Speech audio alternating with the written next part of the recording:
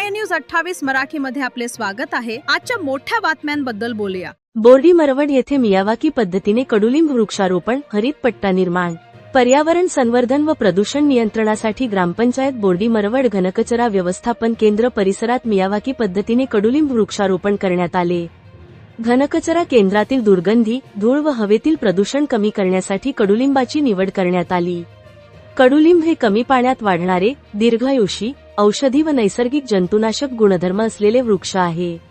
हे वृक्ष carbon dioxide शोषून ऑक्सिजन वाढवतात व हवेतील प्रदूषक घटक कमी करतात। मियावाकी पद्धतीमुळे वृक्षांची वाढ 10 पट वेगाने होऊन दाट हरित पट्टा निर्माण होतो।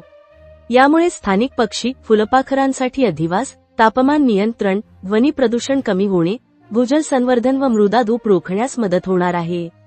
घनकचरा केंद्राभोवती नैसर्गिक हरित भिंत तयार होऊन पर्यावरणावरील परिणाम कमी होईल।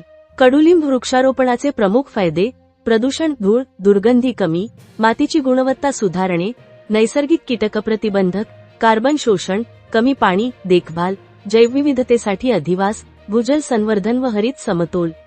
हा उपक्रम परिसराला पर्यावरणपूरक, स्वच्छ व हरित क्षेत्रात रूपांतरित करण्याच्या दिशेने महत्त्वाचे पाऊल आहे। यामुळे गावाच्या शाश्वत हरितीकरणाला चालना मिळेल।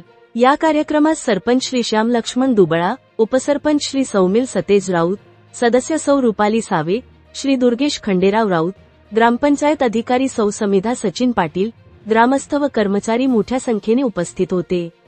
मान्यवरांनी नागरिकांना वृक्षारोपणात सहभागी होण्याचे आवाहन केले।